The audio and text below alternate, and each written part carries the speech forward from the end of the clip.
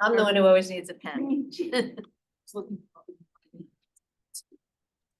Or should we do the new member introduction for roll call? That would be great.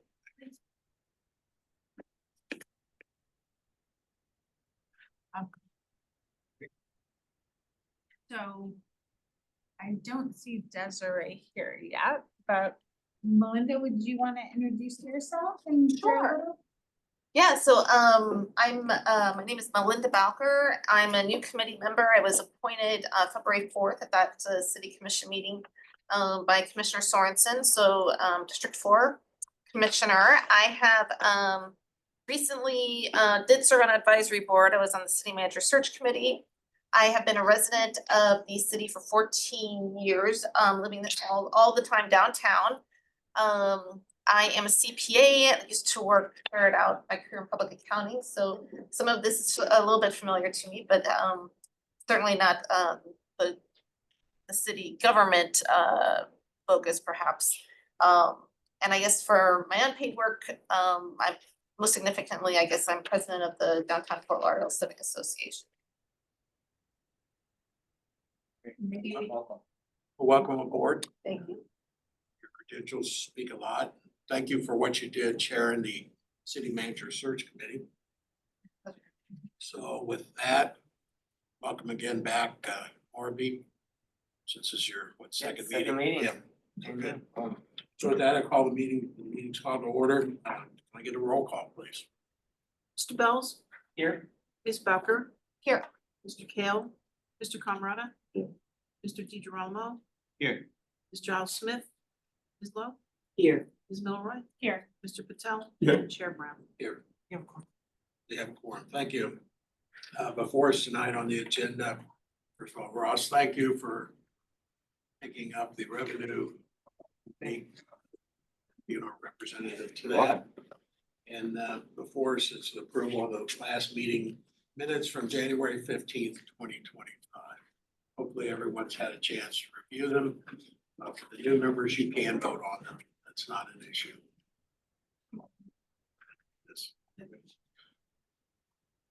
Who made the motion? No, Roy. I'll second. Seconded. All in favor, no additions or corrections, all in favor, say aye. Aye. Any opposed? Minutes are approved. Is there anyone from the public input neighborhood group who would like to speak? Thank you. Is there any old business? Nothing that anyone's brought to our attention. I want to thank staff for conducting a new member training today. Taking time out of your busy schedule. I attended the first portion of it and I saw it very productive. I think it should help some of the new members. Unfortunately, not all were able to take it, but It was recorded, so for anyone who wasn't able to participate, we'll have the recording available and we'll also be sending out the presentation as well. good. At this point, I will turn it over to Laura, new business for the presentations. So Yvette Matthews, the acting director of OMB, has been coordinating this portion, so I'll send it over to her.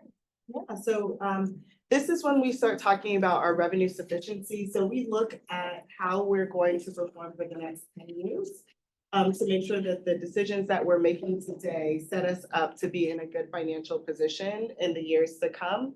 So we have a consultant, Stantec Consulting, that actually helps us with this process. So Kyle is online and Kyle will be walking us through our revenue sufficiency modeling and explaining some of the key funds that we will be talking about through this year. So Kyle, are you able to hear us? Absolutely. Can you all hear me? Can. Wonderful to be here this evening.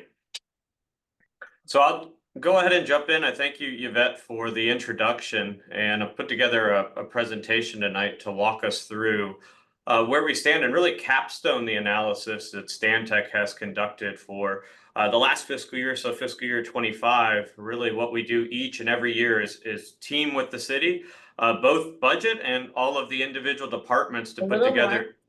Oh, can you hear Sorry, me? Kyle, we're doing sound check. Okay. It's too loud before. I do have a Okay, booming can you voice say the sometimes. words, please? Absolutely. Can you hear me? Keep talking. All right. So we, we have a financial analysis we put together. Is that sounding better? Yeah, it's just not coming through the system out here at all. It was just too Uh-oh. loud before. Yeah, no, that's something just wait. We'll get the level right here in a I'm second. just turning a knob. Do you need me to keep talking? Well, nobody can hear you. Hold on 1 minute. Okay. Andres is getting it, don't worry.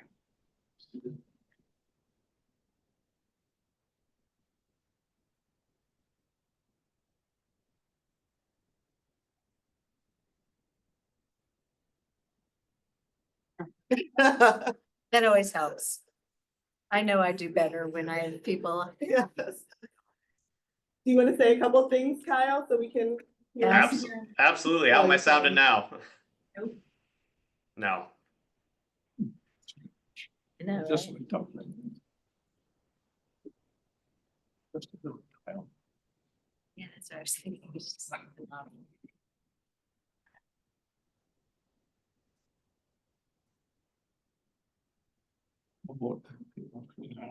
I guess I'm just gonna go back to ratings, which is good. Oh, really? Yeah. Oh, they picked a new city manager. Yeah, I don't. have- Okay, yeah. So I'll go back to just ratings instead. Yeah, I wasn't retiring quite yet. Oh. I mean, I'm like retiring in a year. Wow. Yeah, I have not, thank you though. I appreciate that. My husband's been retired for like 7 years. Yeah, so we spend some time with him, spend some time with our kids, little grandbaby. Oh. Yeah, it's all good, yeah. Be an adjustment, so I have to kind of work on. You know, What do you do? What do you do? What do you do?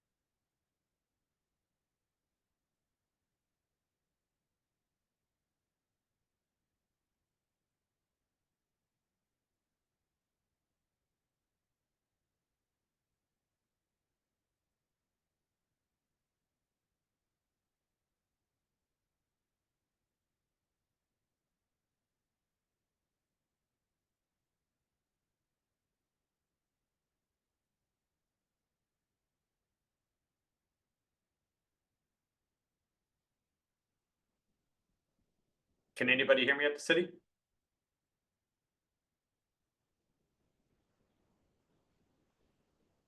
Give me 1 moment. Okay.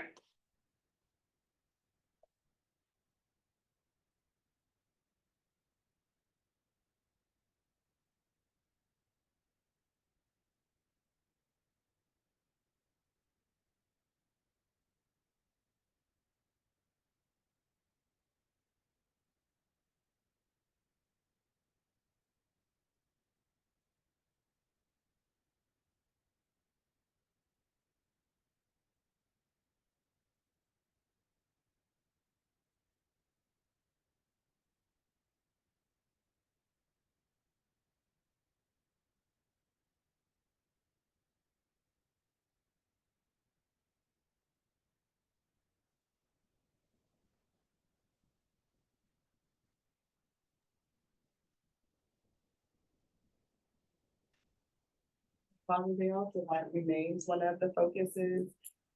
The new one is public enjoyment of the waterways. So this is a little different because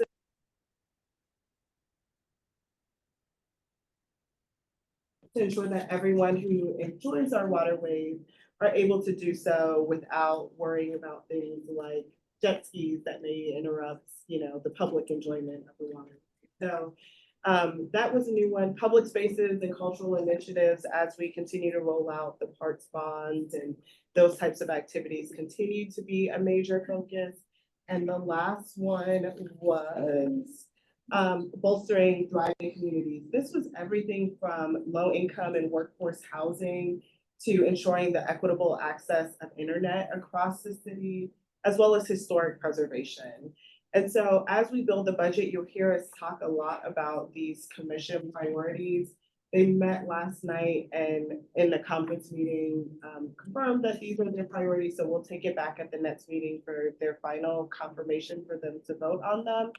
But you'll see in the package as departments are developing their decision packages or their above base requests, the programs that they'll be asking for will often align with the priorities that the commission has set. And so that's why we say this is our starting point for the budget process. So we wanted to make sure we share those with you all as you start going through the what keeps you up at night discussions. You'll hear a lot of these things come time and time again. It's really our commission's driving force for us for the next. Is there more to this document? Yeah. There is. It's a 2-page document. I think they were both sent out in the meeting document. I think we got, I don't think we got it yet. Okay, Missing my last, I don't know what happened. okay, we'll make sure it gets sent out in the email. Okay. So It came from Charmaine. it came from Keith. So we've messed everyone up because Charmaine is actually on vacation right now. And so Keith has very graciously been filling in for her. So you'll see emails from Keith. It's just a one-time thing while Char is on vacation, but if you look for Keith. Did you all see an email from Keith? I got the email, I just don't think that was attached. don't think it was finalized. Okay, Okay, yeah, I don't think it was. yeah, we'll make sure that we send it out. We got it, I think we got it last week, Yeah. the Thursday before, yeah. We were trying to make sure we didn't send it to you guys before we sent it to the commission, and the commission didn't get it until last week. Andre says it's fixed. And that is Alright. it. Any other questions on commission priorities before we jump this in? Just real quick, just from last year, transportation and traffic was a priority. Does that fall under one of the 2026? Yeah, I don't think they specifically. That wasn't- Discussed it this Okay. year, in terms of traffic. So, Well, traffic is under control, so. yeah. We've solved that. Yeah. It's done. So Kyle, I believe the chair has a oh, question. I'm so sorry. Under the homeless, the commission is kind of directed to do the build out of the jail, city jail. Is that going to try to be incorporated in the 2026 budget? Or is that going to come out of the reserve fund? And we have a cost estimate. So, yes, so the police chief is working now with a group to put together those estimates as far as what the build out would be. It's probably a couple of years out because of you're building out a facility that's very old. New requirements as far as health and safety requirements. So that might not come online for a couple of years, but they're putting together the plans for that now. They're also looking at a temporary kind of a stand-up or portable facility that they can put on the property and maybe stand that up a little closer. So they're working on those estimates right now. As far as where the funding source would be, it's not like it would come from operating dollars, so it would have to be grants or fund balance or a combination or debt or a combination of those. Would we be able to get any money from the county? Since, I mean, I know that it's a city thing, but we tend to be the. So, the county, the county, when we say the county, the sheriff's office has said that they won't take municipal violators. So that is kind of what we're designing that for, folks that violate municipal ordinances. So no, they probably wouldn't give us funding for what they otherwise wouldn't accept folks for if we were arresting them and bringing them on municipal violations. So this is just a build out for like when we arrest the homeless. Is that what you're Or saying? when we arrest spring breakers or other folks that violate municipal ordinances. So a holding facility, and they're looking at having some wraparound services as well to combination of kind of shelter, bed, triage, services type situation. It wouldn't be folks stayed there for a long time, but would be a place to, as again, a triage kind of facility. But spring break arrests are down. They cite them to appear, but they don't physically. And that's kind of what the biggest, what do you call it, the biggest customers were back in the day. Yeah. Were the young spring breakers. But this will primarily be for housing of homeless until they can get them into community court. Yeah, exactly. So a 2, 3, 4 day stay.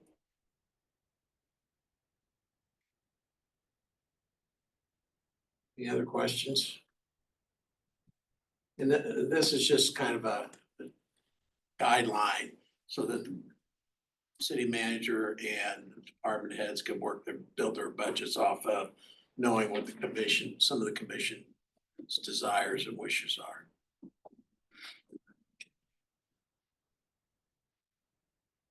Yeah. So now we have Kyle back. I'm back. Can you hear me? No. Oh, We can see you. Now it's coming through, it's just low. All right. Output was on. But does it sound good? Are we good to go, or are we making an adjustment? Getting a little better. Okay, coming up. It's a tricky one today. How does that sound? We heard him right in the beginning and then. Yeah, he was super loud and then nothing. Oh, no. The next item on the agenda, Chair. Well, we can talk a little bit about the next meeting while Andre works on that. It's what keeps you up at night. So we just wanted to give you all expectation of what the next meeting is. Those who have been on the board for a few years, it's repetitive. We have department directors come in at the next meeting and talk to you about what keeps them up at night. The reason we have this meeting early is because it's an opportunity for them to share about what's happened over the past year, what they're thinking about heading into the budget process without talking about numbers. You know, we really kind of ask them not to dig into any numbers in the meeting, but just talk conceptually about some of the challenges, because then you can really understand where they're coming from before they start getting into the numbers with you at the May meetings. Before that meeting, you'll get a business plan from each of the departments that they've developed that provide an overview of that. They'll be speaking from their business plans and sharing, you know, additional information about their challenges for the past year, some of their accomplishments, what they plan to do in the upcoming year. So that just provides some context as you receive those business plans. We typically have half of the directors kind of sit in the semi-circle here, and you can go from director to director, and then we ask the next set to come to the table. So that's the format we use. If you had any questions, we can answer that. Okay, Kyle, we're ready for you. we think we are. Am I sounding perfect now? Perfect. Oh, yeah. Oh my gosh, we got it. All right. Well, perfect. I will jump into it. And what I wanted to share tonight is I've got a presentation that really is the capstone of the analysis that's taken place over the last year. And Stantec works with the city each year to put these analyses together. There are 8 standalone analyses that effectively put together a financial forecast for the general fund, enterprise fund, and some special revenue funds for the city. And really to kind of place this in your mind, I know we've got some new members tonight. If you think about it in the terms that an audit tells you what's happened, the budget is our best estimate of what's going to happen next year. What we're really talking about tonight is that more long-term, that 5 or 10-year picture, trying to think about some of the structural dynamics that are in play over that time. And our really overarching goal is fiscal sustainability, ensuring that over the long term, that revenues match expenditures in each one of these funds, and that we are sustainable in the provision of these services that each one of these funds provides to citizens of the city. For the purposes of tonight, I'm going to cover the 3 most dynamic funds. So we have the general fund, water, sewer, and stormwater. I'm going to talk about the assumptions and the latest outlook we have on those funds going forward. One of the largest updates that we've conducted since we last presented this material is down here in the bottom right. So we've now included the 2025 adopted budget, and we have additionally inputted into our model the adopted capital investment plan from fiscal year 25 through fiscal year 2029. And with that, I'll jump in and talk about the general fund first. And you have to forgive me on these first few slides. We're going to have to go through a bit of narrative to cover the assumptions that are in the model before I can show you the results. And so I'll go through a couple of these here. On the first side on the general fund, we're talking about revenues on this particular slide. With regards to the revenues in the general fund, one of the larger ones, my first on the list here, is the fire assessment. So the fire assessment for fiscal year 2025 has been moved to full cost recovery. The city, every so often, about every 3 years, will move that to full cost recovery. It will true up that revenue source to full cost recovery. In fiscal year 2025, that's $51.4 million. It's about a 1.5 million or 2% decrease in that. And a lot of that has to do with the shifting of fire costs versus EMS costs over time, and ensuring that the fire assessment only recovers fire-related costs. With regards to the next bullet point, estimated taxable value. So one of the larger revenue streams for the general fund over time is the ad valorem taxes that are assessed to properties within the jurisdictional boundaries.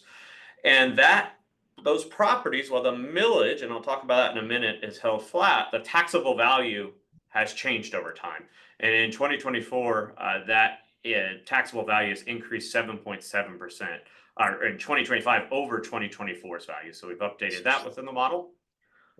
Additionally, the Las Olas Marina revenue, we have some assumptions regarding that going forward, some revenue sharing starting at $300,000 in 2026. That will scale up to 1.2 million by 2029. The Bahia Mar annual revenue, 1.5 million near-term revenue reduction. That's 27 through 29.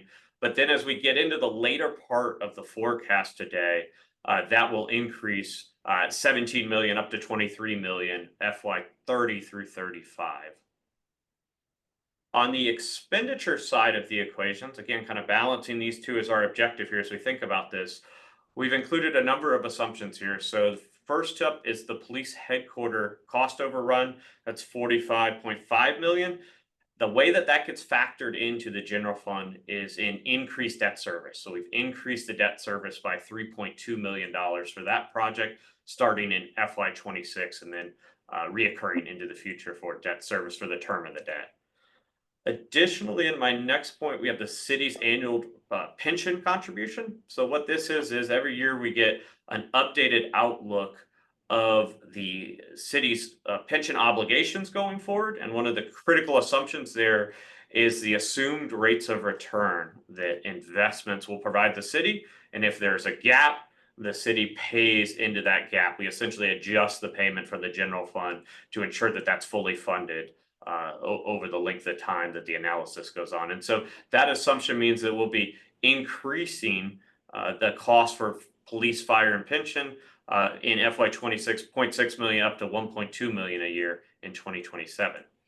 We also have some cost of living adjustments for general employment retirement system as well, GERS, as that's oftentimes referred to at the city.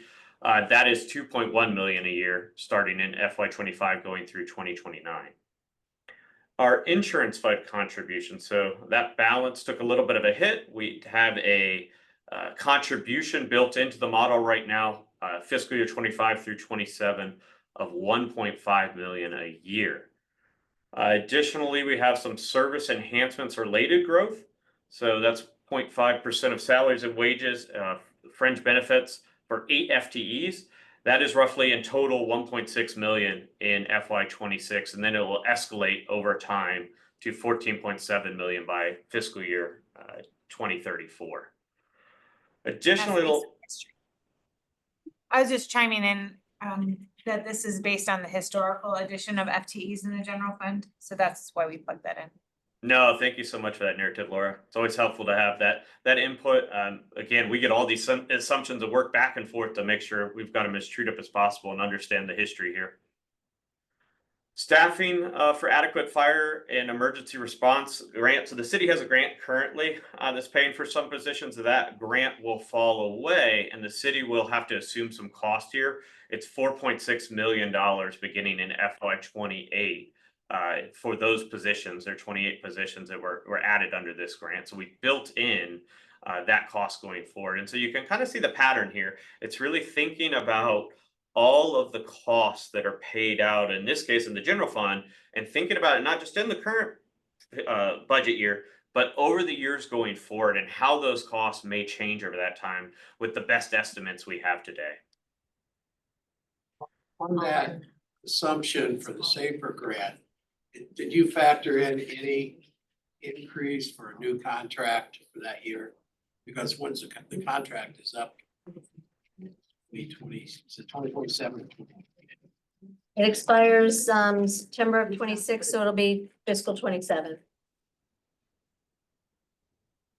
So is that based on current salary and benefits, based on this contract? You projected out what you put in some escalation Amount in factor. that year. But I was gonna say, Put in- we It typically, starts when the employees begin, which will be March 3rd of this year. So it'll be 3 years from that time, we assume the costs associated. So maybe in with that year, it's a half, in that 1 year and 28. Yeah, it could be in that 1 year. So the important thing to note is that we actually start contributing for these employees as soon as they start working, because the SAFER grant provides for firefighters. And due to our staffing model, we're really going to staff it with lieutenant positions. So we're already building in about $1 million a year to offset the difference between the two for those 28 positions. The 4.6 is really intended to be that amount in addition to the $1 million that we already include for the all-in costs associated with this. So that includes taxes, pension. Mention everything. Thank you. But I'll send it to you, Chief. Thank you. absolutely. Oh, what the next item up on the list is community redevelopment area. This was for Northwest Progresso and Flagler Heights. The FY25 was expected to be the final year of the city's transfer, which was 10.6 million to that area. The decision that was made this year was that the city would extend the CRA at a 50% tax increment funding contribution for the next 10 years. So we have built into the model that 50% level going forward. So as property values increase in that area, we'd see that contribution continue to grow over time and be funded for the next 10 years. Did Broward back, they're done? County? So we're putting in a formal request to the county.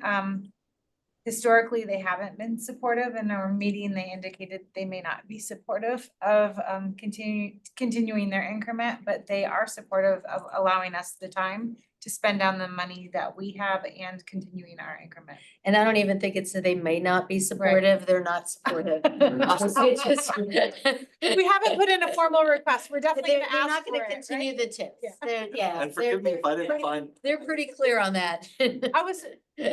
We're still like, I think we're still gonna ask. Of Right. course. We're still gonna ask, but yeah, we'll have to be formally rejected after we formally request. Because they formally rejected everyone else who has asked. I may have missed the meeting where it was voted upon to continue forward. That was the goal setting. So they. And it was unanimous? consensus to continue for 10 years at 50%. So not the whole city tax increment, but at half of it, and to revisit it every 2 years. Does that take a formal action on the commission at some point? When they adopt, When we do the adopt the agreement. budget and, Oh. well, and the agreement, yeah. When we do the interlocal agreement.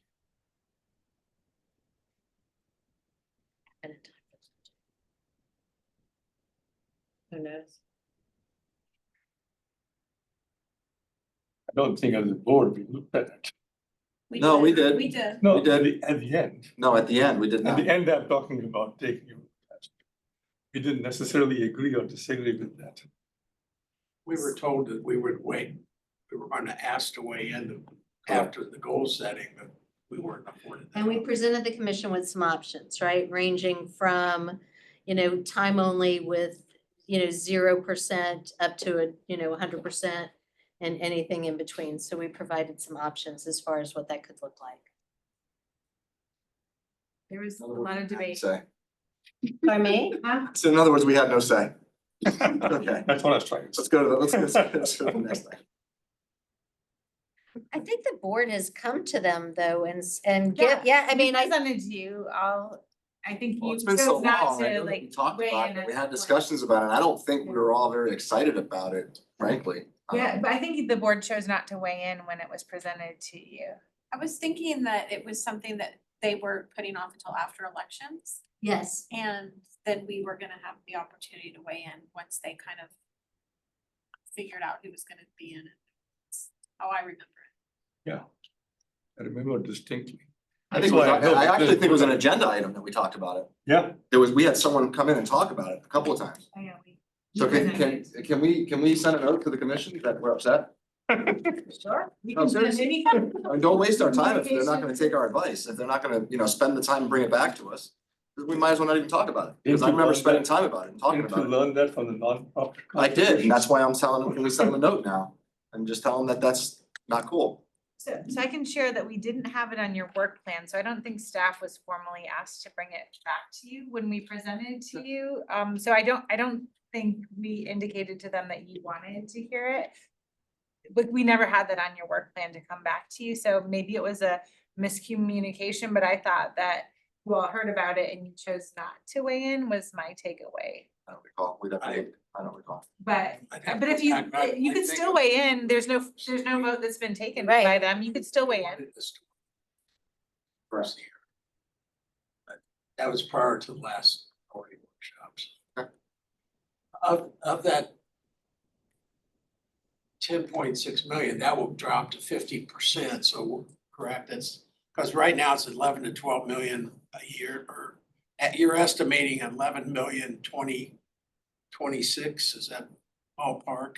So the 10.6 million was the 2025 transfer, so 5.3 million would be half of that, would be what would continue if. And it could be an increase. Yeah, it next will, year. yeah, it'll So it'd be increase around this 5.5 million.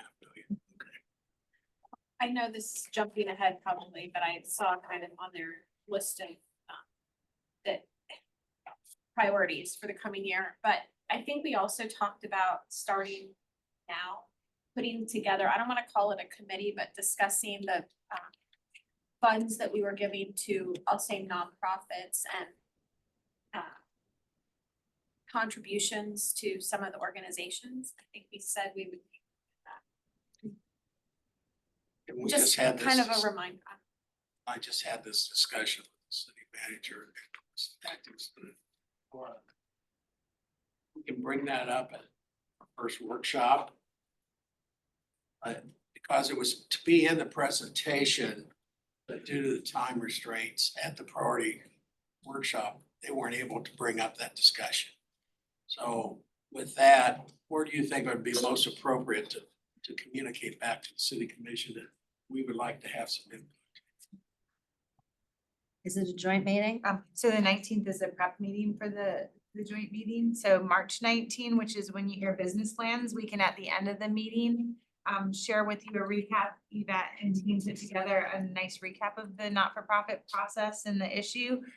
They could share that with this team, and then at the joint meeting, you could talk to them about it in the month of March or April, April it 15th? was April 15th.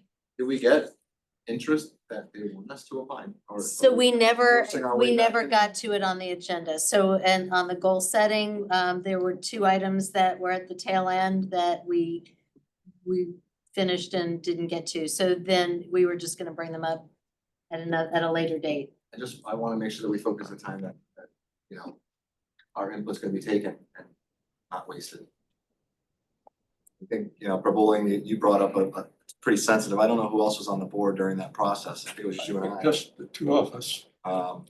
Just a recap, each of us took 100+ applications and had a whole review process. The staff created a whole digital process for us to go all through it. And it was basically just looked aside when they decided to give the funds to who they gave them to. So we spent a lot of time, and then so the next year we didn't do it, and then all of a sudden it's resurfacing again, so.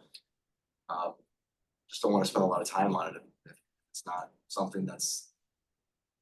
They consider taking our advice on. And I hear you, and I think from my perspective, if there's not a review process or a competitive process, then these are the organizations are just saying, this is an annual handout.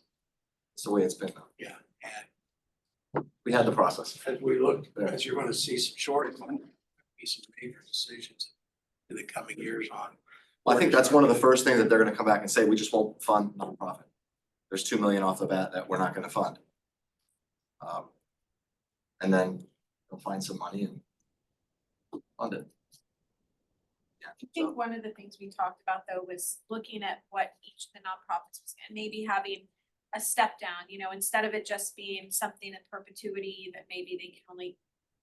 Those were the things we were gonna talk about, that maybe you can get it for up to 3 years, or there's a max that you can get per year, some of those qualifications as opposed to just giving certain organizations this handout every year. We'll talk, well, we really can't talk offline, so we'll talk right here. We embedded a very specific process. It was pretty cool. I thought that we all did a detailed all of what you're talking about. And I don't mind doing the work. It was fun, but at the end of the day, I don't know how much of it, and it's $2 million. Ours was a very objective process. Yeah, It was completely it was awesome. scientifically based. Yeah. It really was. Yes. I just wanted to ask, I just want to be recognized. Yeah, but just, I guess for you guys, what year was that? And I guess. 3 years ago? 2020, during the pandemic, 3 or 4 years, three or because four. all Yeah, Zoom 19 calls, or we did 20. all Zoom calls at that time. No, it was before the pandemic. Like 21. Because we met in person. It was before the pandemic.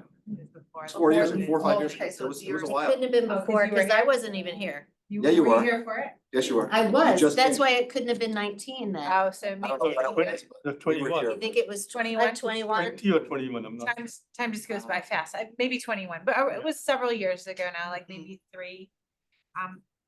So we can bring that if you're. It's up to the commission. It's not up to. But if this board would like to opine on it to the commission, we could bring a brief presentation at I your think our next past meeting. chair has beat that horse to a pulp. We could try again, but I think, I don't think it's a waste.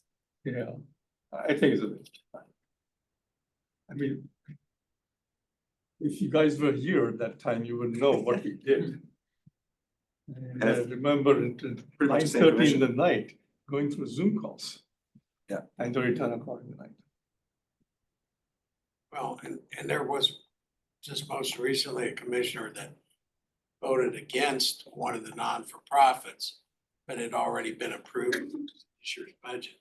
So I see that potentially having some issues in this, in the current. budget Should we just give it to him as a question? So staff's happy to bring it back to you or not with whatever the board would like. So the chair, as chair, I'm comfortable if we want to communicate to the commission to ask for some direction on how they would like for us to proceed for the coming 2026 budget as pertains to non-for-profits. And we can communicate that prior to the workshop or wait for the workshop. What's the desire of the committee? I want to know what the commission wants. I was gonna say, cause then they're gonna ask you to do something that you don't necessarily wanna do, And that we don't wanna do. And timing wise, I just wonder if you wait till April, does that get, if they wanna have a process, does that give enough time to go through whatever the process is that you decide on? What You is know what I mean? If there's applications and a review, does April give you enough time? What's the mayor's take on it? Is he interested in doing, I mean. It's the same commissioner, -1. I think we have one different what's the mayor's take on it? Have we, I mean, I think that'd be a good conversation for a joint meeting. You know, we really can't share elected officials' positions that aren't shared publicly, which I don't believe. I don't know that I've heard That has- anything. Well, in the public meetings, he doesn't Right. speak about it, doesn't, I know. I haven't. It's not come up since the last budget process. I just think maybe instead of, you know, deciding or having who we're giving it to. It's more about, having, like criteria, like no organization, this is just an example. But no organization can get more than $250,000 in. That's a deal breaker right there. You have something to get you.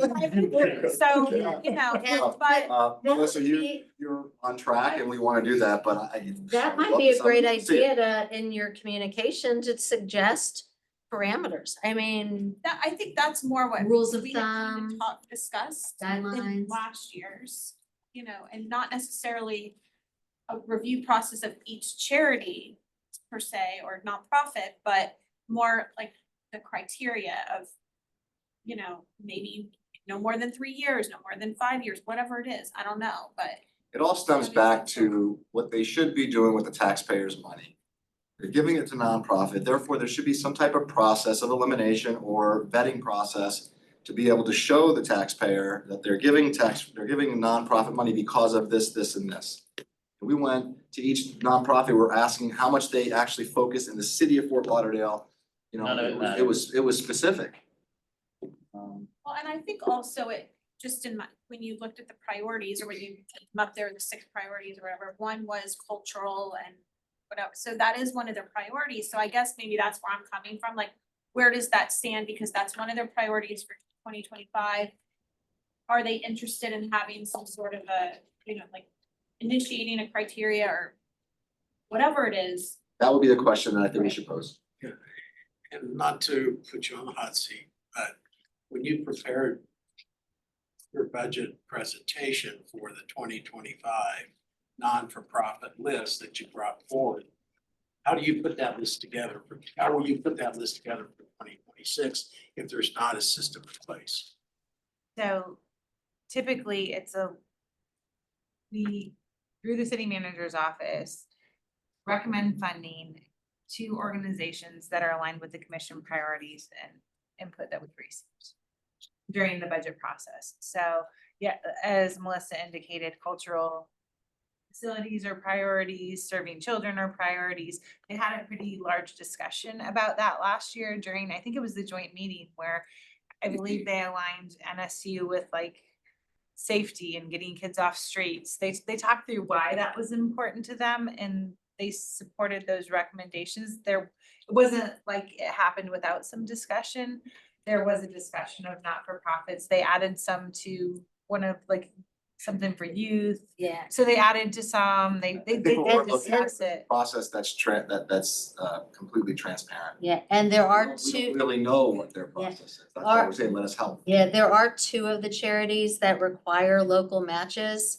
And that is the It's called Age for Aging, that Area one, the Area Agency on Aging, and the other is not the Jack and the For childcare. Jill. ones for yeah. childcare. So those 2 require local matches. So that's kind of the criteria for those 2. Can I just ask in the fiscal 25 budget, I know there's a page where you detail the nonprofits. Yes. Could you just direct us to that page? Just, we don't have to go. 101, Thank you for recognizing there's a page. yes, early learning. Early Learning Coalition. Thank you. I just wanted to be able to look it over. And there's 2 parts to that. There's one that we provide, or we buy services through not-for-profits and one's where it's a contribution for services they provide in our community. Right, so some of them actually have a contract where they're providing a service, so it's not solely that you're just giving a money. Are you gonna? So what is the pleasure? I think we should ask the commission if they would like us to help them implement a process. So that takes a formal communication. Was that a discussion you want to have in your joint meeting or do you want to Yeah, I vote think- on a communication to the commission? Not speaking out of line, but I think the concern now is why wait till April? To get some direction might be too late, so I think what you're asking for is to get The some question, direction just, now. ask the question, do you want us to spend time on this or not? I think that has to come in the form of a motion to communicate to the commission we that also tell them you that like we're upset about direction or.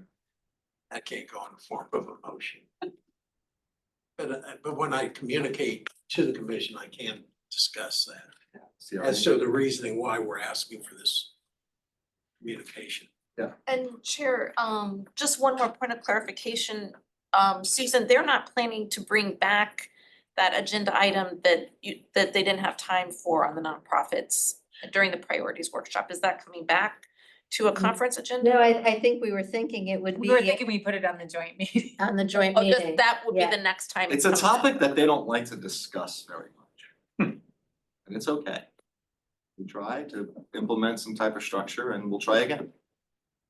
So are you making? I make a motion that we communicate with the commission, ask them if they'd like our input with establishing a process for non-for-profit funding. I second. Motion's been made by Ross, seconded by Melissa. Any discussion? Did you get that clarification of the motion? Would you read it back so we? Board would like to know if the city commission wishes the board's input establishing a process for nonprofit. Perfect. Have a motion with the second, if there's no further Just a discussion. question, we've already created you've done the work about creating the process, so it's really just seeing if they want, or is it starting from scratch? It wouldn't be using the process we used before, but Yeah, although I'm so sure the yeah. system's still in place, if we wanted to fire it up. It's actually not, Oh, so okay. it was an annual contract and we didn't renew those So- licenses.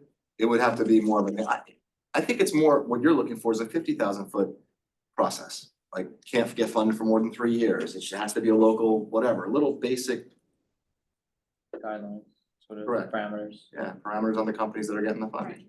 But they're probably gonna say no, but let's put the question out there. At least we're doing our job, right? Sure. Okay, I have a motion and a second. If there's no further discussion. Second one.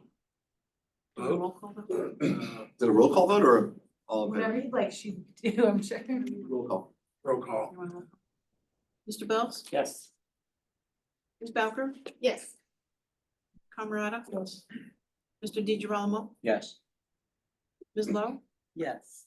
Ms. Milroy? Yes. Mr. Patel? Yes. And Chair Brown? Yes. Passed 8-0.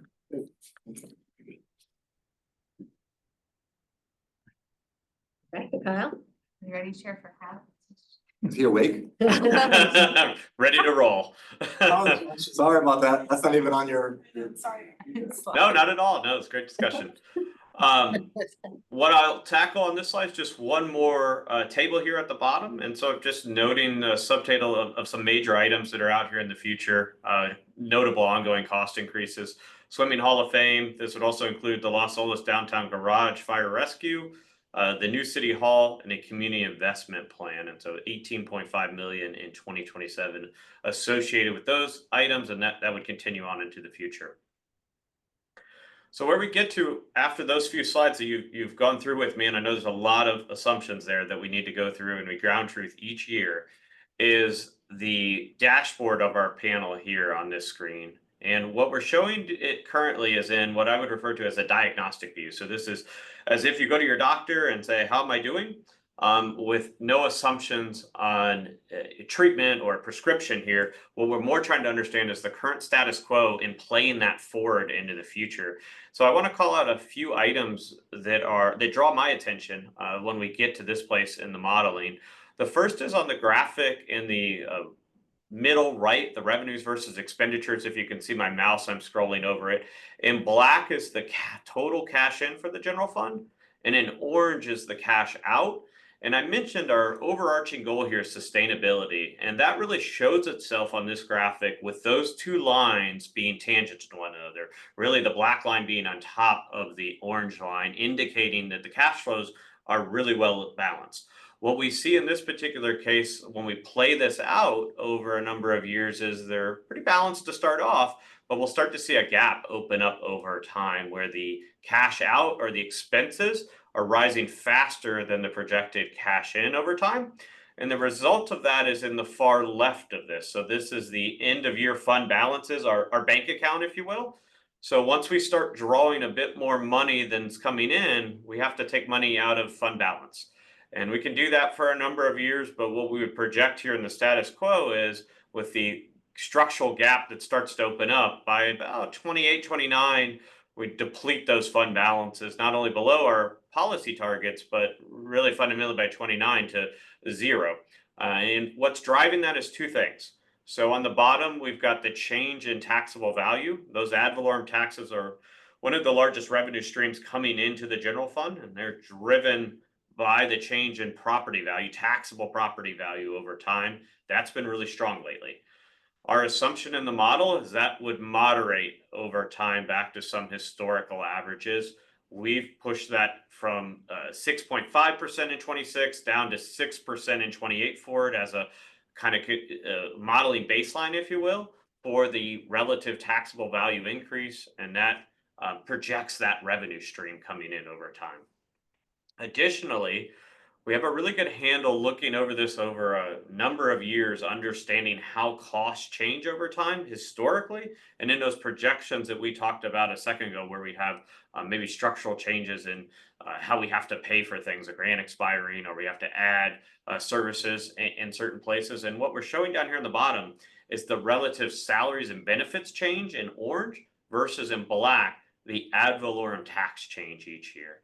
And this highlights the fact that some of the costs that are in the general fund, mainly those related to salaries, benefits, will rise at a pace faster or inflate faster than the revenues are expected to inflate over this time, which leads us to this situation of this kind of structural deficit that's evolving in fiscal year 27 and 28.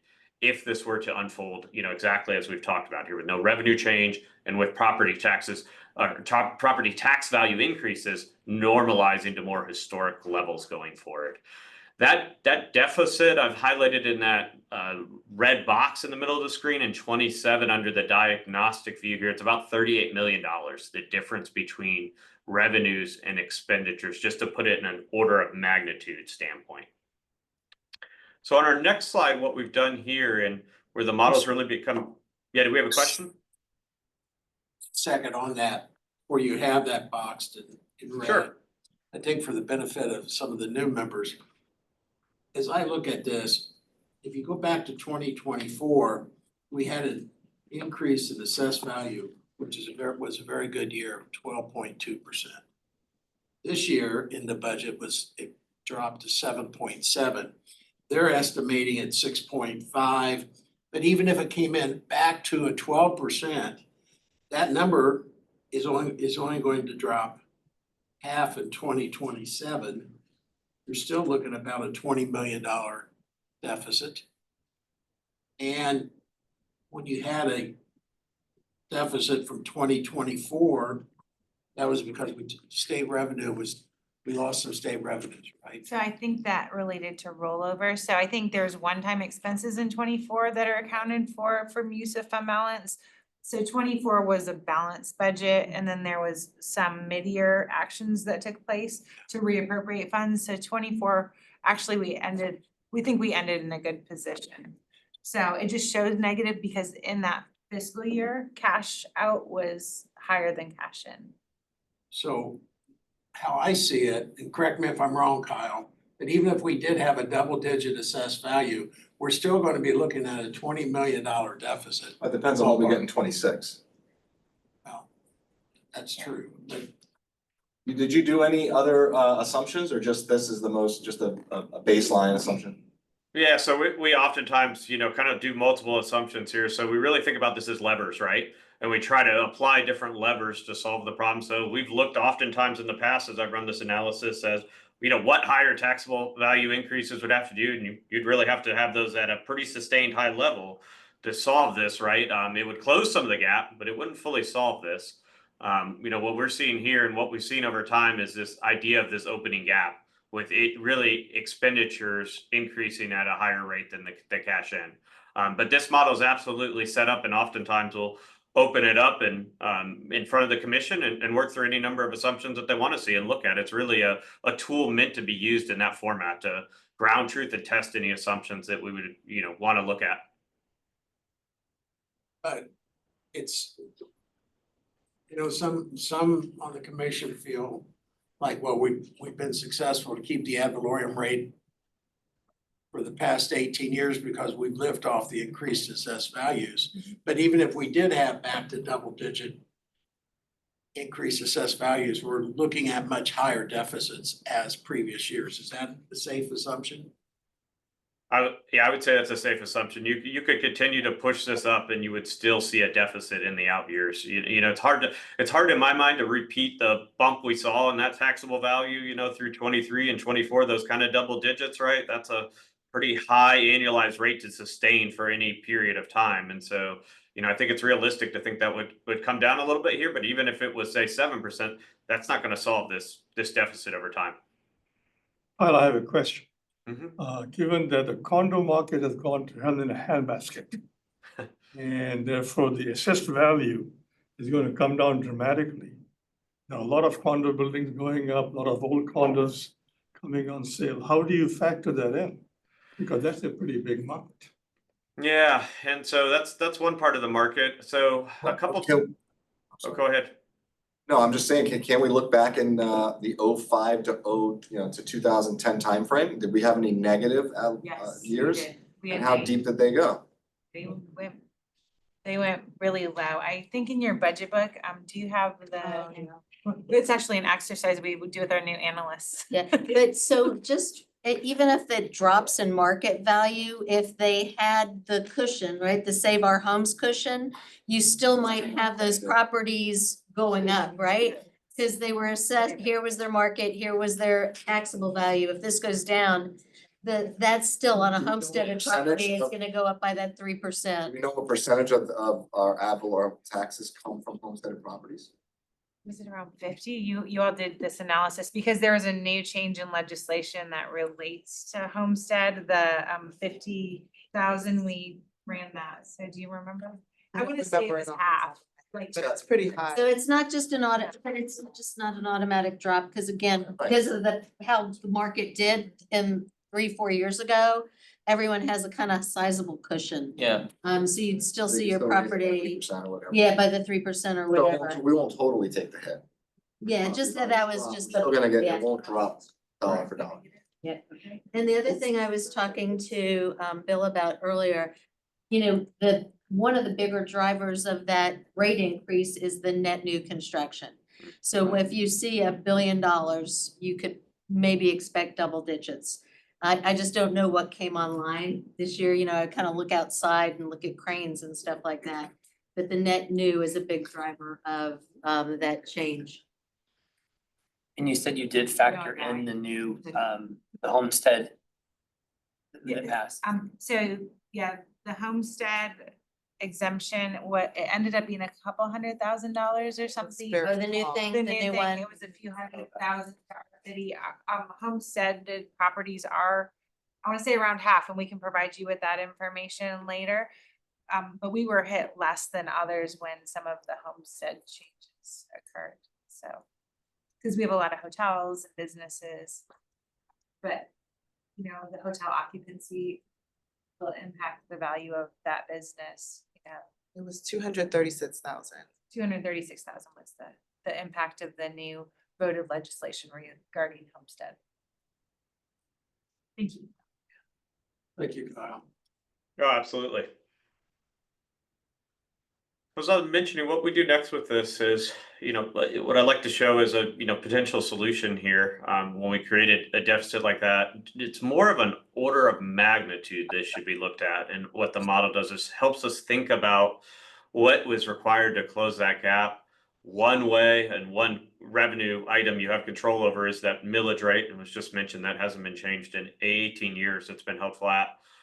What we've calculated here and what we often calculate when we do this analysis is just trying to understand what that change would be required if it was a millage rate solution in order to structurally balance the general fund for the 10-year projection period. And so in this particular graphic, what you're seeing now is at the top, we've layered in a few millage increases that combined with those taxable value increases start to structurally balance this equation over time. And so that's a 0.65 increase in 2027, and then some smaller increases of 0.2 in 2030 and 2033 out in the future to continue to get sustainability. And with that magnitude, in that range, you'll notice that the year-end fund balances now in each and every year are right at the minimum range that the policy dictates as far as how much money we want to keep in the bank each year. And so that just helps us as we think about, a lot of those changes that I went through those slides earlier, a lot of those cost increases come online in 2025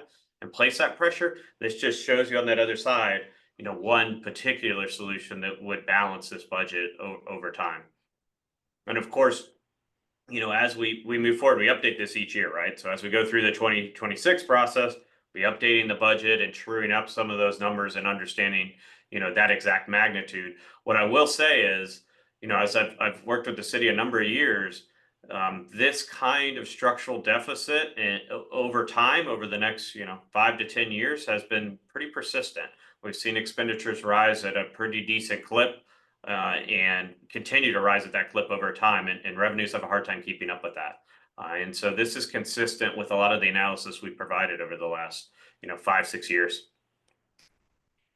If I recall the last, I would say, 5 years ago, we were looking at increasing the millage by 5 to 10 basis points so that we would stay above water.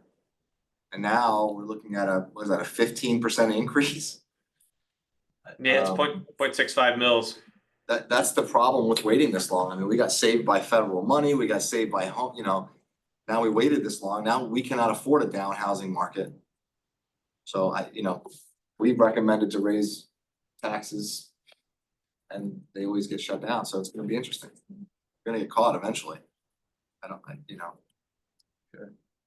Unless housing goes up another 15%.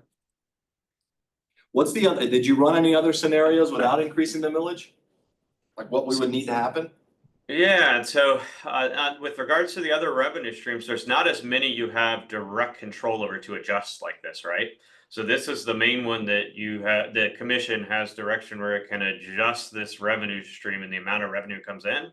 Many of the other revenue streams, so think about the fire assessment, that's at full cost recovery already, right? It can't be raised any amount over where it's at going forward. Many of the other revenues are shared state revenues that, depend on sales tax and the division of that back to the city.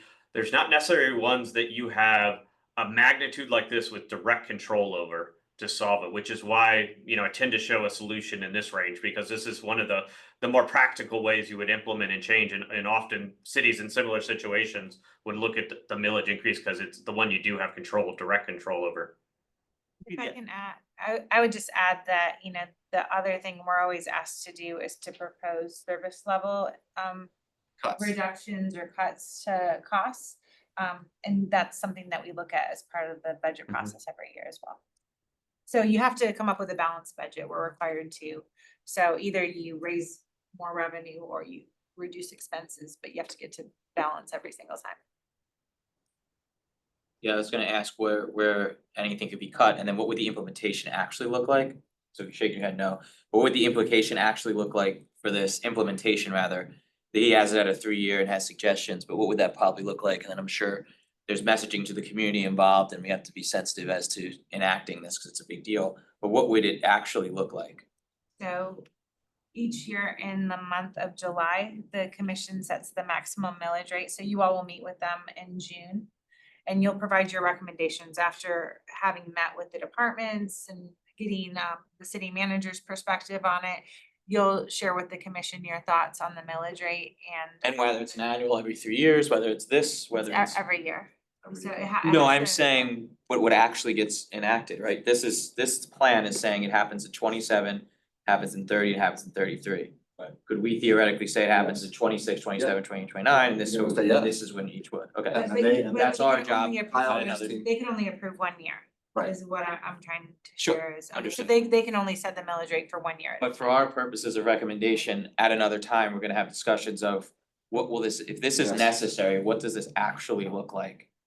And how should we actually go about doing this? Yep, and just to let us know, and I don't know the exact percent, I know it's high, the percentage of fixed costs, including labor out of our budget, is it 80%? No. It's, well, specific to labor, 62%. So 62% is salary, Including fire and. that's everyone. And we, general and the COLA's been established, we're, we're gonna open negotiation with Federation and Teamsters, and those rates aren't yet set for 2025. So what are we assuming here on these We're rates? assuming the current COLA, which is. Well, that's 3%. that's not, it's gonna go higher too now. No. Well, we negotiate that. It's going higher. So, yeah, we assume what's in the current But police and agreements. fire are fixed already, Okay. and those are the bigger percentage of that total. Chair, I did just wanna ask Kyle one question.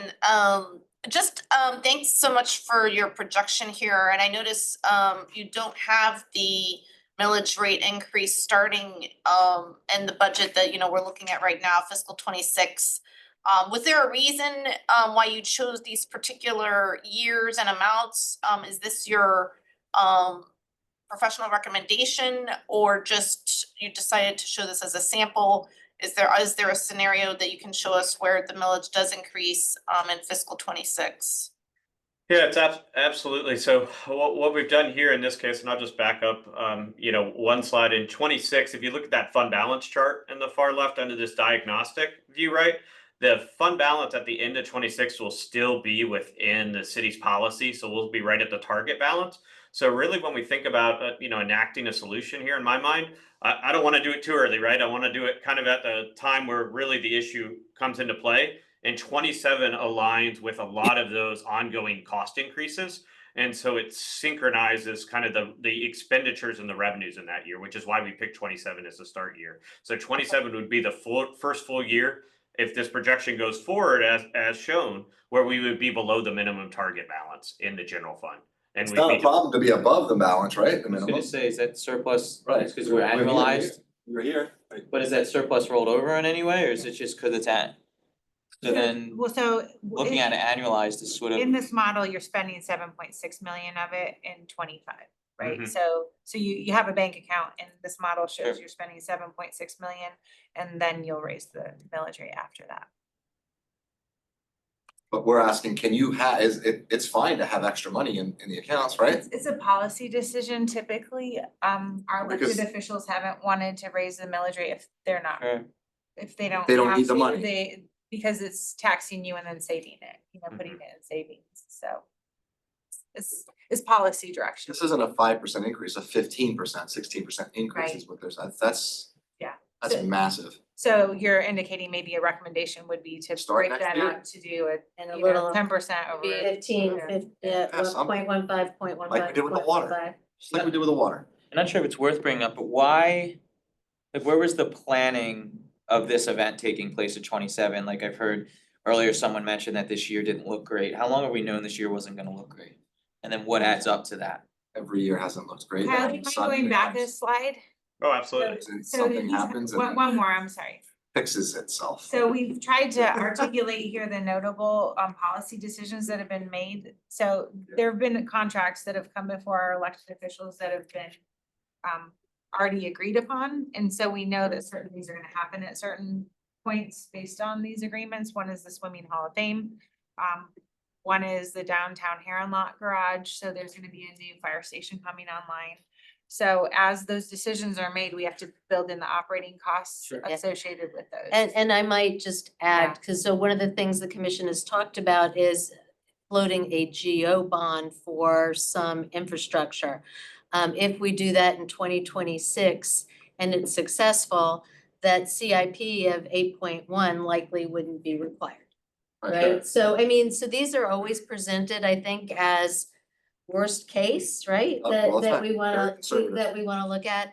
But again, if we get an infrastructure GO bond approved, then we don't have to budget an additional $8.1 million for bridges and seawalls because we've, gotten that through that bond. And that was like, was it 40 or 60 million that you presented? So what we talked about was just doing 60 million now. Yeah. Taking some money that we're already budgeting in the CIP for roads and sidewalks and those kind of things, and using that as a debt service payment so we can jumpstart about $60 million for roadway resurfacing, sidewalks, seawalls, bridges and things like that.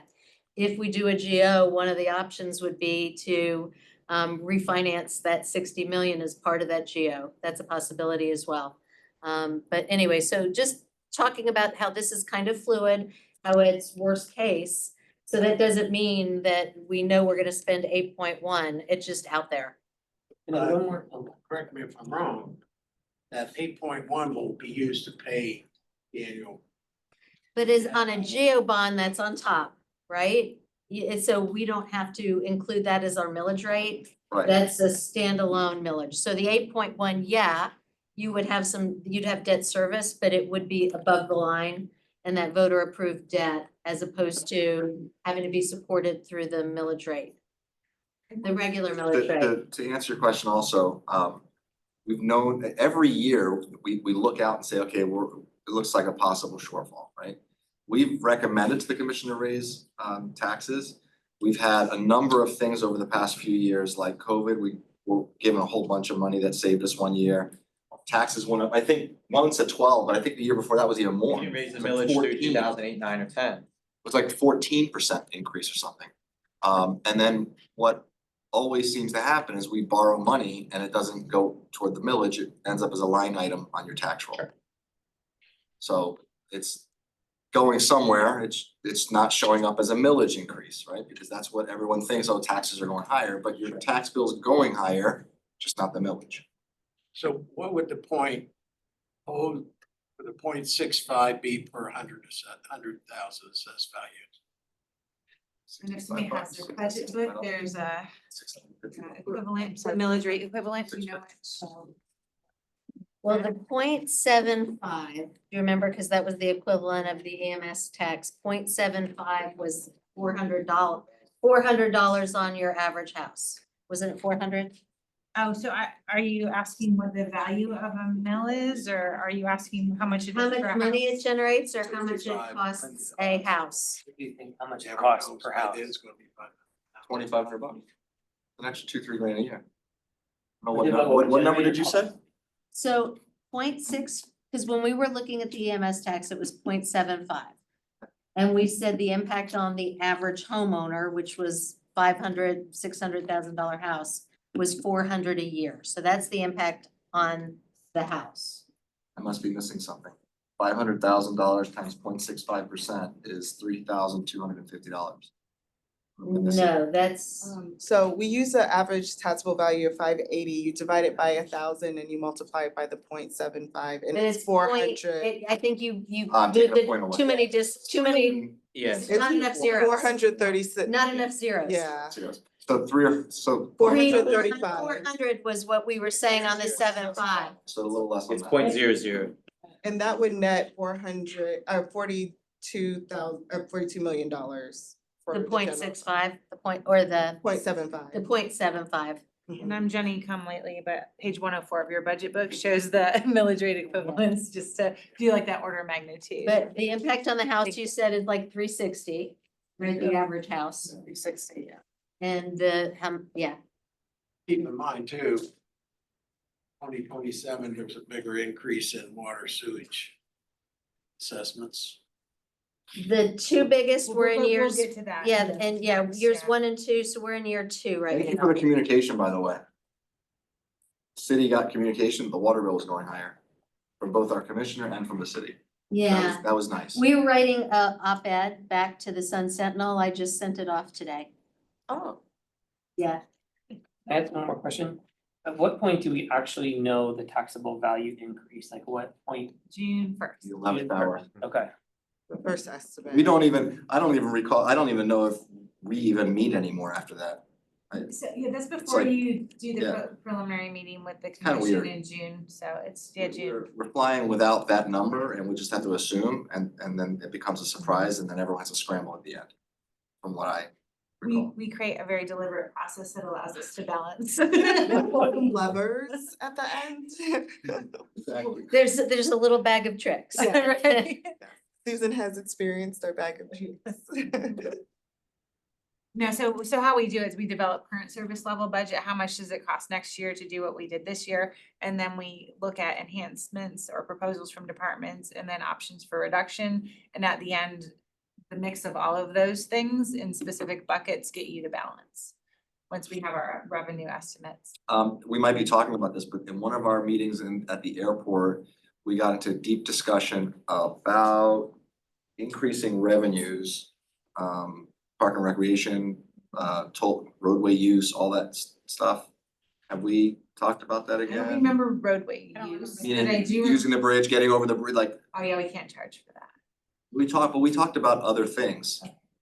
The park, like the cost to use the beach, right? It's Yeah. $500 a day Yeah. or something like that. We talked about Parks that. is doing a presentation in the next month, I believe, as far as a conference presentation to make ask the commission about upping some of those fees. But yeah, your board did send a communication and there was one presentation to the commission already. Good. And they seemed open to making enhancements, and I think the outcome of that's coming back to them. Yeah, they just presented to the bid last week. Where's You that know what kind revenue? of money where they're talking about increasing, any kind of potential revenue? I don't know off the top. I'm thinking it's Ks, not Ms. Yeah.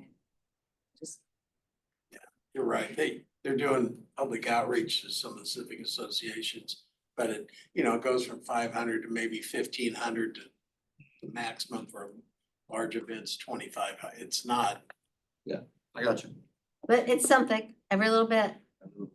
but I can tell you from the Central Beach Alliance presentation, I was surprised that the residents strongly encouraged them to look at a fee tax or a ticket fee to generate revenue for larger events. I agree. I don't know Like if a that's. part of it, but surcharge yeah. for Tortuga, surcharge for. Absolutely, That came from the residents on the beach. absolutely. And that was part of what we talked about. So I would be curious to see what they're suggesting. I know it's thousands, but need we to- only have 38% of a budget to work with, so thousands help. Uh-huh. I'm trying to, Kyle, can you, sorry for getting sidetracked again. You probably, dinner's getting cold. No, not at all. You're earning your money tonight. Absolutely, no, here for the discussion and happy to talk through any of these issues. Keeping moving on the general fund, just two other slides on the general fund I wanted to show you. This one provides a little context with regards to what others in Southern Florida are doing, and we have kind of this tracking of Broward County and millage rates over time. I think there's a couple interesting trends here. So if you look at 2007, starting on the left, you'll notice in response to increasing taxable values, most municipalities were decreasing millage there. And then as the Great Recession hit, you can see a lot of arrows in the upward direction. And we see the response in the millage rate as folks look to balance their budget. As we get more into the 2012s, moving right before the pandemic, millage rates are moving up, but they're holding pretty steady right around the 5.8 average level, 5.9. When we get into the post-pandemic period, it's a little bit more mixed right now.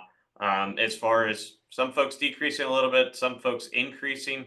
The average millage rate, though, in Broward County right now is 6.1756. It's increased 38% since 2007 on an average. And you can see we've stacked the communities here based on their increase over that time. Fort Lauderdale's on the bottom over those years with the 0%, and most other municipalities have had some other change over that time. This just shows that a little bit more straightforward in my mind, just shows you the average in Fort Lauderdale here, the numbers I just talked about as far as there's a decent difference here between the average and Fort Lauderdale as far as millage rates that are charged. So with next, I'll move over to the water and sewer fund. So again, I'll have to go through a slide here real quick. This one's a little bit shorter, but just talking about the key planning observations and consideration. So within the water and sewer fund, we're targeting 3 months of operating expenditures as our minimum reserve level. So that is one really helpful thing to consider as we look at multi-year projections. Ideally, we'd like to have 3 months of those operating expenditures in the bank at all time. And that provides some cushion if expenses increase unexpectedly, right? Things don't always happen as projected, especially with utilities like this. Things do break and we've got to pay to get those fixed over time. So that's a pretty normal planning consideration that utilities will have. Some of the big cost increases here on the water and sewer side, the Prospect Lake treatment plant. So we've got 14 million a year for chemicals, electricity, and personnel, which will start in 2027. We also will need to take out some subordinate debt, which is an availability payment of 29 million a year in FY 27, increase it to 39 million in FY 34. That's in relation to the construction and the third-party agreement to build and operate this particular facility. Additionally, we've got capital investments. So right now we're targeting, really think about capital two different ways here in the utility. So one is we want to cash fund some capital.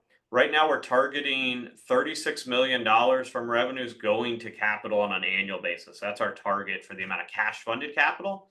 And then it's supplemented over time with the issuances of debt and more generational assets, if you will, or being able to take on a lot more capital. And so we've got a couple of those coming up. We've got 73 million that's happening in FY 24 and 26. We're kind of grouping some projects there. We've got 170 million currently planned in fiscal year 29 and in fiscal year 33. Another thing to consider here is this fund is just Fort Lauderdale's water and sewer. And remember, the regional sewer is a totally separate fund. With regards to debt as well, in the last fiscal year, kind of in the fall period, I was working on this, was the 2024 issuance, A and B. So there were some refunding bonds in there, and also some money for the automated advanced metering infrastructure, $83 million for the refunding and $46 million for the advanced metering infrastructure. Additionally, when that AMI comes online, so it'll take a few years to get it installed, there'll be some additional costs there. So there will be software as a service fees of $343,000 in 26 and 1.4 million in contractual savings, which will come into play in fiscal year 28. And we also assume some increase in build volumes there. That's often the case when you replace wholesale meters like this. We'll find over time what you find is meters slow down and they don't record the volume as accurately. So updating the meters, you'll get a little bit of a bump in revenue on an ongoing basis. We factored that into the model as well. A quick question, the advanced metering infrastructure, is that the one that's also gonna allow the residents to monitor them? Yeah. Because I think that's, I mean, being out in the community the last year, that's the biggest piece, is they wanna understand, because there's such hikes in water bills and like, you know, people are like, I'm not home, and then my water bill went up $1,500.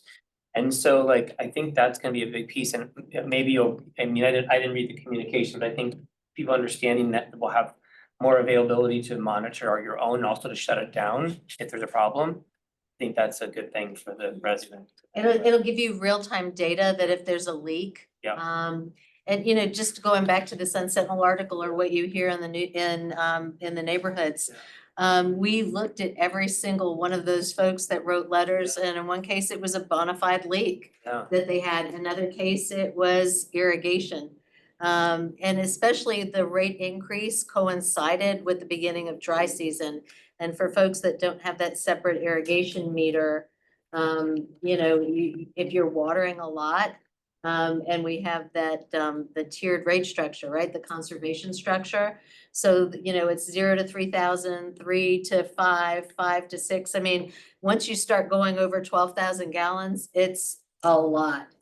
And so we're making those suggestions, but the AMI will let folks know immediately when they have a leak, because they'll see the spike in the usage and they'll be able to address it immediately rather than wait to find out when their bill comes.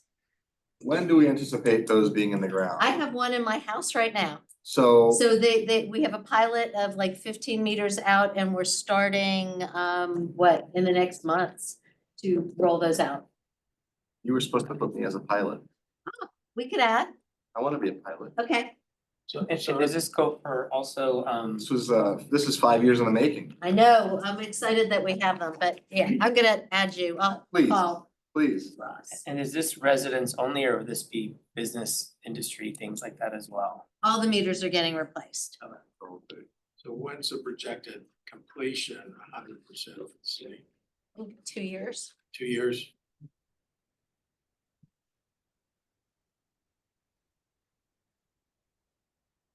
I think that, I'm sorry, you know, a while back, we talked about this, and I think it would be really beneficial for. I was told that the city doesn't really get involved in this stuff, but we could make a lot of money installing second meters for people in the city. the city can make a lot of money by doing that, and it's a benefit for the resident and it's a benefit for the city. It's a win-win. I don't know why we won't look at that for our residents.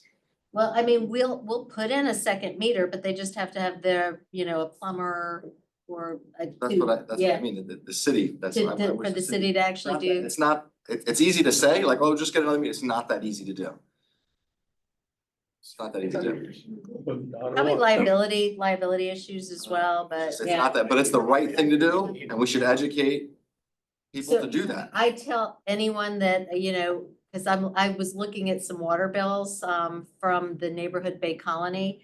And there's folks there that are getting $3,000 a month water bills because they're sprinkling, you know, off that domestic meter and, you know, 100,000 gallons, you know, you have beautiful lawn, but you know, Well, the house is probably 5,000 gallons and 95 is watering. Yeah, and they're getting $3,000 a month bills. So they could pay that back. I mean, a second meter would but it's pay for I'm itself. telling you, it's not that simple to do. The city does not have that simple of a process to get it done. Even if I had my own plumber. So I'm just, One quick question, just to confirm that the new meters are going into multifamily as well? So condos and Yeah. apartments for everyone, okay. everybody. 65,000 meters, yeah. 2 You years. know, on a condo, obviously, it would be the condo Association, association, Right. would, not the individuals that would have. to right, do- they don't get sub-metered, Right. but the condo itself would have, I guess, any benefits as far as seeing the activity and. And I actually The have, city will actually, I guess, will benefit on that, the accuracy. Yeah. So, and if you have 2 meters, like I have 2 meters, both of them would be hooked up to the AMI. Okay, can we We want- continue? Yeah. We're at 6:30 already. Absolutely. So this is the current updated dashboard for water and sewer. Again, very similar to the general fund, just a few different levers that we look at here. So what we're looking at in the middle chart there is that revenues versus expenditures. You know, over the long term, we want those two balanced. Right now, what we're showing is in the very top, a differential plan of increases for water and sewer. So each year we evaluate the level of necessary minimum required increases to balance the revenues and expenditures in this fund over time, given the assumptions that we've talked about. We just went through on water, given those large increases associated with the Prospect Lake treatment plant, 22.5. What we're expecting going forward is a step down, so 9% in 26 and 9% in 27 for water, and then in sewer 9% and 5%. And then once we get a little bit further out in the future, we would expect this to drop down to, you know, the inflationary level of 5%. And I say inflationary because in water and sewer, when you measure that separately than overall inflation, it's roughly 5% a year. It tends to run a bit higher nationally than, say, the 3% we think about in overall inflation, given the infrastructure intensity in this particular service. And if I could just point out real quick, you remember when we were talking about the new water plant, we said, hey, in 10 years, the water rates are gonna double. So when you look at that fiscal year 2034, that 104.9% on the water line, that's the doubling of those water rates.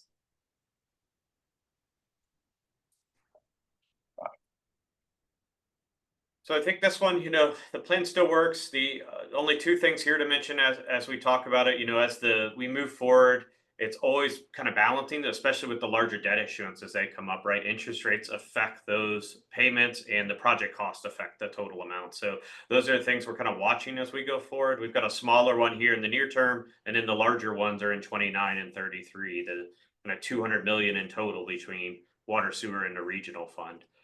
The only other thing to mention here, we're doing a water and sewer rate study right now with the city as well. So we'll have recommendations on rate structure changes and other parts later this year as we move through that process and continue to process the data. So these will be the revenue increases, if you will, and that study will look further down the road at usage characteristics and different customers and how they utilize the system. Additionally, a couple slides here just to show the bill comparison. So anytime I show one of these utilities, I'm always asked how it compares to other communities. It was mentioned a second ago about the inclining block structure. So this is a bill at 3,000 gallons, kind of at the lower end, if you will, of usage for kind of indoor domestic requirements, if you will. So using water inside the house. We show Fort Lauderdale with the current rates there at that 60.59. And then we've stacked that up at with a number of other, peer communities close by. You'll see Fort Lauderdale is kind of below average on this one at 3,000. But as I step through the next slides, as you use more usage, those bills are going to increase in the relative ranking changes. So this is at 5,000 gallons a month. And you can see that bill is 107.15. And so many of these communities have very similar structures of that inclining block. They're all a little bit different in where they impact. But as you use more, you're going to move up in this particular survey. And then finally showing, at 8,000 gallons here, kind of a higher usage customer in this particular case for a single family residential. The other thing I'll mention here is I know we love to compare ourselves to other communities and look at every community is in a different position today with regards to their investment needs, right? So I know Fort Lauderdale just went through a large amount of wastewater investment in 2018, 2019, 20, and then we went through a period of really generational water investment with the water treatment plant. Many other communities, as you look through this, just be thinking maybe haven't made some of those investments yet and will be in the future. So I often see these rates jump around as we look at them year over year as communities, reach the end of useful life on certain assets and have to make really big investments. And so just keep that in the back of your mind that it can jump around year to year. We look at this much like what's happened in Fort Lauderdale here with some of the more recent costs that are really large investments in the system. And then finally today, I've got the Stormwater Fund to talk about. And so within the Stormwater Fund, we've got a couple of things coming up. So we've got the neighborhood level improvements. In 2025, we've got some initial planning and design. That's $15 million that we'll pull from reserves. And then in 2026, we have the Melrose Manors and the next group of projects that'll be from the new bond. That's $335 million in that bond. And then as we go out into the future, what we have in the model is after we make those investments from the first bond here in the second bond here in 2026, we will have additional bonds being issued every 4 to 5 years that would generate the proceeds for that next set of investments. So we've got them in 2029 and then in fiscal year 2033. Every time we make those investments as well, we're trying to do full cost accounting here. So we're making sure we're accounting for the operations and maintenance impact in this next point here. So it's expected that when these new investments go in, they will generate additional O&M cost over time in the form of maintenance. $800K we've added in each year as a placeholder for fiscal year 26, 27, and 30, and an additional $1.9 million in the 25 budget for a part of Fort Lauderdale as well. That's kind of in the same grouping, if you will. So we're trying to account over time as we make these investments that it's going to change some of the operational expenses over time for this particular fund, given the magnitude here. Additional. Susan, what will be the impact as a commission? I know they've asked to expedite some of the trenching. Tranche 2. Tranche 2 and tranche 3. Rather than drag it out for 10 years, they want to see it expedited. What physical impact does that have? That's incorporated in here. I think so, the 2029, 2023, 250, that's. So that would just be moved up or is that It's based on in the here. original projected Yeah, schedule? we moved it up, and I think as a result, these percentage increases are higher than they were before we did that, right? So it's incorporated. I forgot what those percentage increases looked like before we I expedited. think we were going for like the more modest 5%, but they needed to be. So that, yeah, so they're those 15% increases, but they're incorporated into these numbers. And does that accommodate to increase staffing levels to manage? The operating costs associated with the, it is are included as well in the fund. That's that operation and maintenance portion. So we did 1.9 million in 2025 to begin to staff them up, and we have it built in each year. So all those systems don't operate themselves, right? City would be under major road or construction. Yeah. If you did it all at once, yeah, you couldn't. And then the last one down here is just the the reoccurring capital investments. These are the street level improvements. So we've got the watershed asset management plan. That is 3.7 million a year. That started in 24 through 28. And then that will increase up to 2 in 2026, 3 in 27, and then up to 11 by 2034. That will be paid for mainly through fund balance in annual revenue to cover those costs as they slope up, if you will, or increase over time through the projection period. So with regards to the current outlook for this fund, as was just mentioned, as we talked about with those advanced capital projects, the funding of those, what we're seeing right now is the annual revenue plan is 15% in 2025, which is the year we're in, 15% carrying out through really 2030 on an annual increase before it starts to step down a little bit to a 10% level. And that would in each and every year allow this fund to meet its ongoing expenditures. And really what you're going to see here is if you look at that revenues and expenditures chart, it's really what I would refer as kind of a stair step graphic, because this orange bar will move up in kind of these stair steps as the debt is issued. And we have that new ongoing debt service that will be paid back over the next 30 years. It becomes a new annualized level expense that we need to pay. And so it's really trying to smooth that out over time to make sure that in the year that we issue that debt, revenues are in a place not only to pay for that debt service, but to provide for all of the normal covenants that would be associated with that debt. You usually have to have a little bit more revenue than the debt service, and you've got to have the money in the bank from a reserve balance standpoint in order to issue that debt and be graded fairly and get a decent interest rate. And you can see over on the far right there in red is the breakout of expenditures, and you can see how the red grows over time. That's that debt that is providing the principal that we will use to make the large generational investments in stormwater infrastructure over time. That would, as we look at it, and continue to increase the annual assessment. This is on the tax bill for the stormwater over time by the 15% for the near term through 2030. And then with regards to a survey here, I've just put the survey here looking at other municipalities that are close by here in Florida that have stormwater utilities and charge separately for those activities here. So in our current survey, Miami Beach is typically at the top of these surveys. Fort Lauderdale is right now under that. And I guess the context I would give here, I work with many of these communities that are up here on this list right here. They are all grappling with this issue, especially the coastal communities, and trying to figure out how to deal with the magnitude of investments they need to make.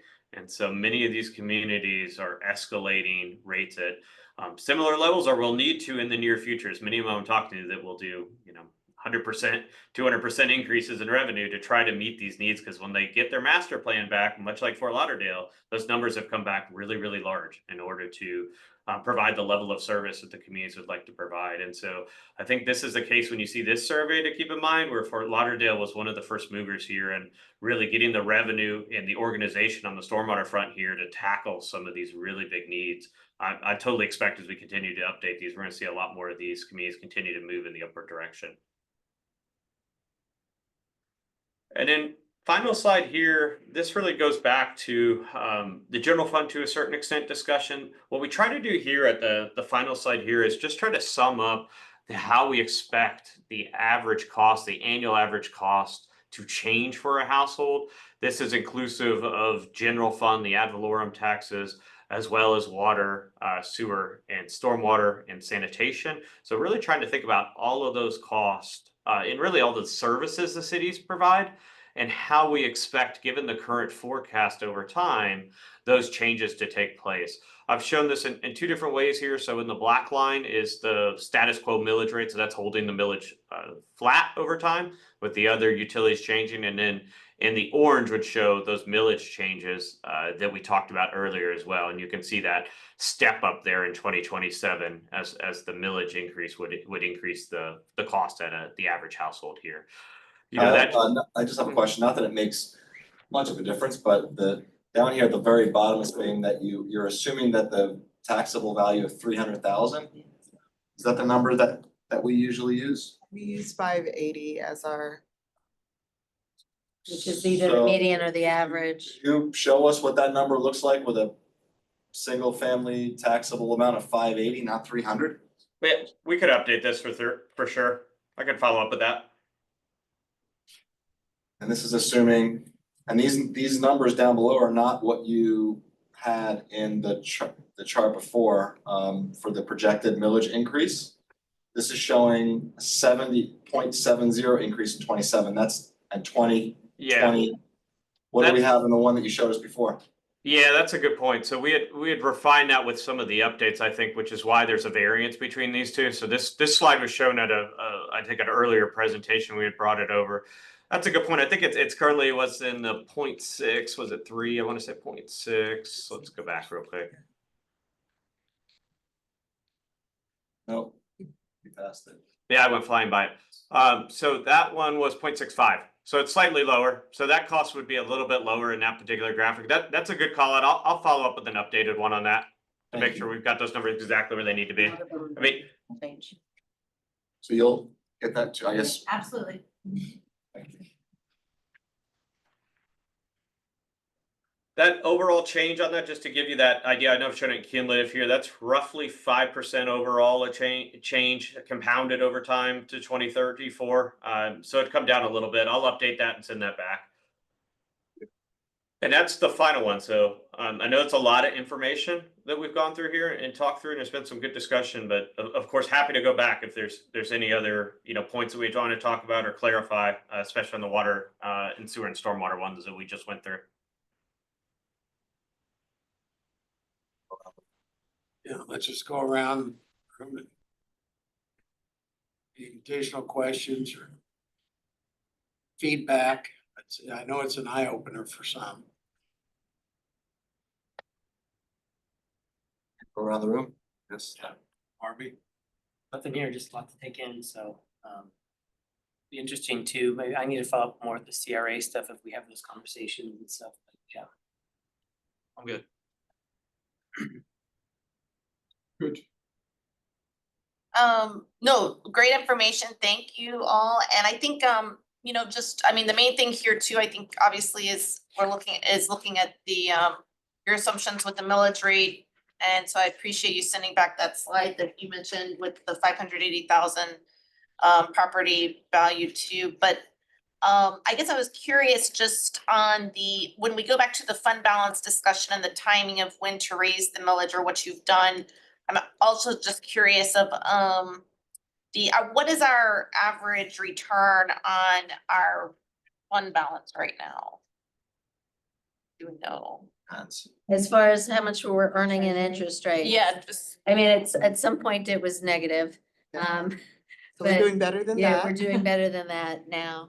So for this fund balance, if you think of it more of a cash flow. fund Right. balance, I know it's very not a reserve conservatively account, and- right? Yeah, we're not Invested, invested yeah. in the stock market. It's not like This a is balanced portfolio. bonds and- But what are we, are we at least getting like the More. money market? Yeah, Right. 4.5. That's what we're getting right now Yeah, on that. I mean, yeah. it's So like something it's- very interesting I learned, because I drilled Susan early on about all that stuff, if you remember. We borrowed hundreds of millions of dollars through bonds. And that was when rates were really, really low, and now rates are really, really high. And I asked the question, well, can we keep the spread? And the state or the government gets it back. The feds, the They get it feds, back. We yes. can't keep it. So it doesn't even make sense for us to properly invest, like try to arbitrage the money or something. We can't keep it. Yeah, for the stuff that's bond. Right. Yeah, Right, for the right. stuff stuff that's that's bonded, bonded. okay. Correct. We Anyway. budget about $2 million in the general fund for interest a year, so it's not nothing, but it's, yeah. That's what they give to the nonprofit. The interest. But other than that, no, it's a great presentation, a lot to take in. Thank you. It was a good meeting. It was good to be back. It's been a while for me, so it was definitely an eye opener and a lot to take in, but I have no questions. Good. Thank you. I guess my only question would be, how should we, as a citizens advisory board, start communicating to the community the potential deficit in funding over the next few years. And I guess biggest thing we always hear is, wow, they get hit with a tax bill or water bill without really knowing about it. And I think the more leaning forward you could be about, here's what the projections are. It might not be the reality, but at least let people start thinking and trying to. Well, how do you communicate with 200,000 residents? How do you communicate that with them other than taking an expense to mail them something? I know that I receive emails from time to time. Whoever's on that email distribution list is gonna get that. So I think that you all communicate, but I don't, and I find that people that complain that they didn't know about it, they didn't search for it. They didn't really pay attention. If you really wanna know about it, it's all out there. I mean, they can listen to this meeting tonight if they want. So I find it's hard to really communicate with the entire city to let them know. And if we tell them that the water rate's going up, they're not gonna take the time to understand why. They're just gonna complain about it. You know, we spend hours talking about water and how to do it and how to, you know, why. I would have preferred to see I made a comment in the beginning of the meeting about thanks for the notice. It was really nice. We probably should have been saying these notices 2 years ago, knowing that we had these gigantic increases. It is what it is. Maybe we did. But You know, it's and hard. rather I think what than- I'm saying is it's hard to really mass communicate all this stuff to the city. If you know of a way that we can do it, everyone's Was for the it. city planning on reaching out to the neighborhood associations? Like at least the presidents, so they can start to roll it out too? So I can share that typically from this board's perspective, we've historically looked to this board to weigh in on the use of taxpayer dollars. At times, the commission asks boards to be involved in public communication. I'm not sure Right. what or when they would want to communicate. I think the challenge is that we use these projections to inform the policy makers, and once they make the decisions, then we communicate typically. So this would be part of the planning process that assists you in making the recommendations to the policy setters. And then once they make that decision, then we would communicate the decision. It could be that they say, go back and cut things, you know, it could be they say, let's raise the rate. I'm not sure what direction we're going to get, but I think the that would be- commissioners, I think that should be the commissioner's responsibility to communicate with their constituents. Like we received from John a letter at least telling us when the next meetings are, what's going on within the city. They're doing smoke testing in pipes or something. I just got that. So there is some communication going on from a local presence. I think that the commissioner should probably take that on themselves to distribute to the presidents of the associations and such. That's just my opinion. Yeah, we have people, I actually have to go to the Flagler one right now, but we have people come out, but you know, the neighbors complain or whatever, and they don't show up to our meetings, and we have presentations for a half hour from wonderful people from the city, and sometimes there's 10 people there, but there's 100 people complaining in my WhatsApp in my building. Like, hey, there's a meeting tonight, Precisely right. 0 likes, so, but I'm gonna go to. Have fun. Thanks. Thanks for the presentation. Same people don't want taxes raised, but they don't want services cut. Right. You know, and where's the balance at? And I can tell you from watching the last few years, I think you've had more tenure on the board, and several of you have, that there has been, I mean, there's not a lot of fat on the bones in No. the city budget. No, that's why I said, I asked, it was 62%. I thought it was higher, but 62% is fair, we can't touch it. So It was higher. would our role as the budget advisory board be, you know, as the recommendation goes, it's like, hey, we increased the millage rate this much, or we cut this much? And like, is that something, you know, or do we just say, hey, we recommend the millage rate and we stop there? You know what I mean? Because I always think that people need that dichotomy of like, here, if we do this, or we can do this. There's So you're options. Part of the Yeah. sausage making with Yeah. us. Yeah. So- There's all, We're making the sausage Yeah. alongside of you during the Yeah. process, and that's kind of how we designed it, where, you know, as departments submit requests, I shared, you know, during the training earlier, the OMB department digs in and looks at like the transactions to validate this is the current service level, here's how much is needed to provide this service. And then the enhancements are aligned with commission priorities that are presented. And so there are a lot of times really cool things that you'd like to add. And then at the end of the day, you're representing the taxpayers and saying, you know, we heard some really cool things. The city manager says, here's what she would recommend. And based on that, we agree with that, or we think you should really rate, you know, even though the city manager is recommending a balanced budget with no millage rate increase, you know, as taxpayers, we'd like to raise that millage rate because we'd really like to see more police on the streets, and here's what we would like that to look like. And that's where you have the input in the month of June. Because you'll hear from the city manager what the proposed or the preliminary budget is.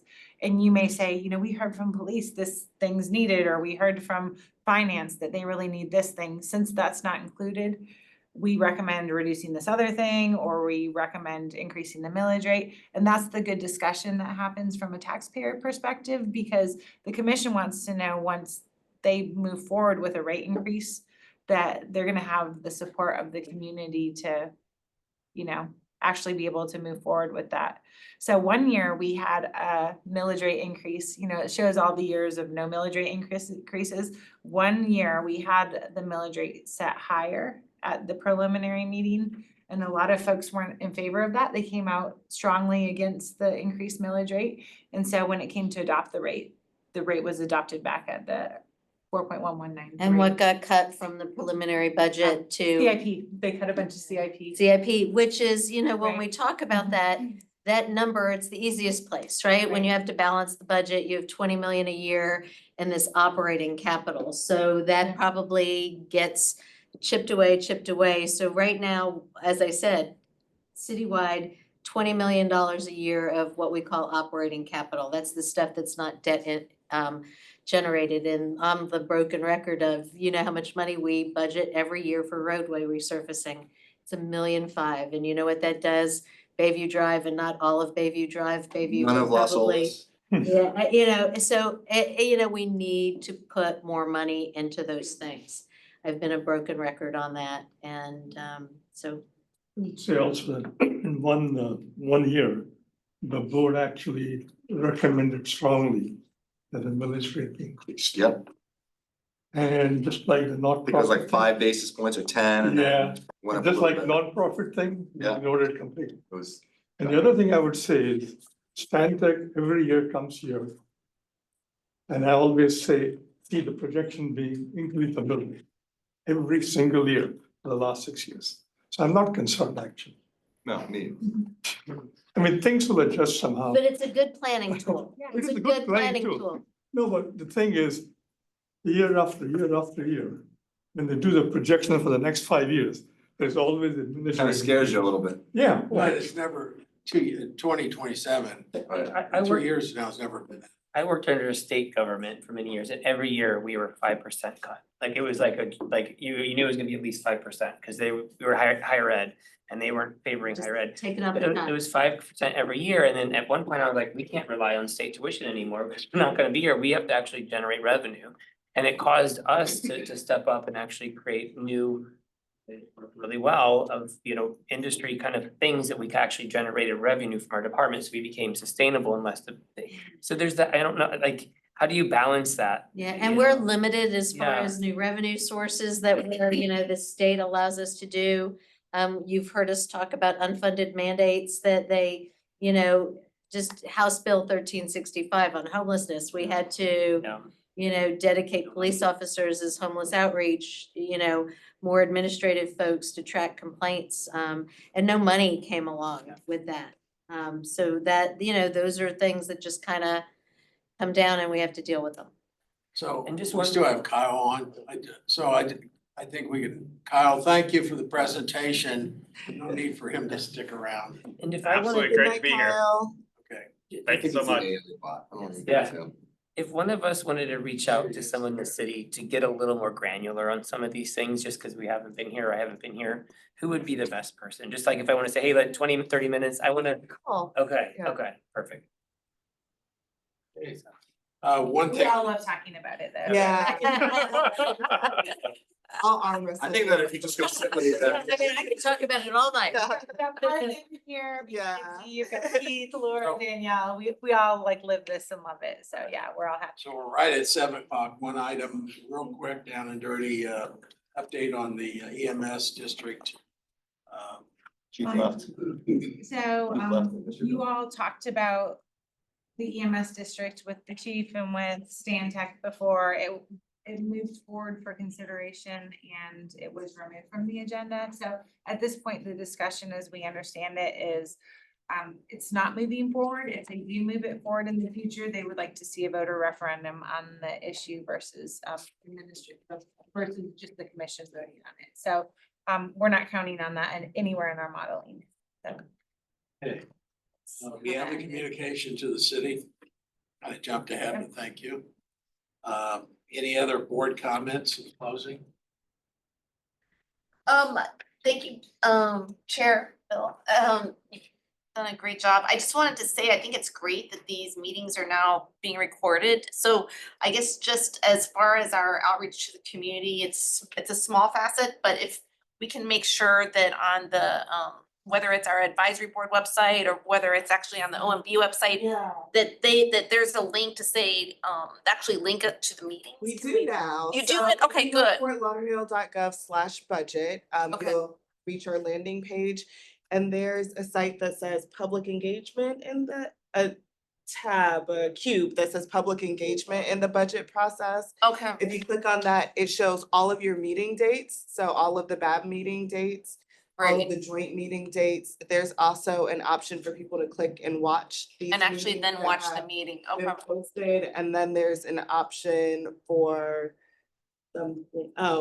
during budget development, we do a budget balancing site, so people can go on and see the same requests that you're actually going to be seeing and actually click to say, yeah, I really support that, or no, I don't think we should support that. So, Okay, no, that's great. Thank you for sharing They that. actually can give feedback. yes, that's on great. specific items, yep. Okay, great. No, that's great. So FortLauderdale.gov/budget. And part of that was last year, citizens showed up at the commission meeting complaining about there wasn't enough public participation, transparency. We said, our meetings are open, but that's when we decided to start posting the YouTube videos and making it more available. Will that solve the problem? Probably not. Because there's only a small margin of budget junkies out there. We're all here. Right. But it's, Look at the one chief left. Chief had enough. So your head looks a lot bigger than when you first came in. Very informative. Well, great. As always said, your staff hits it out of the ballpark every time. Oh, yeah. You guys have been the only one who have been stable the last.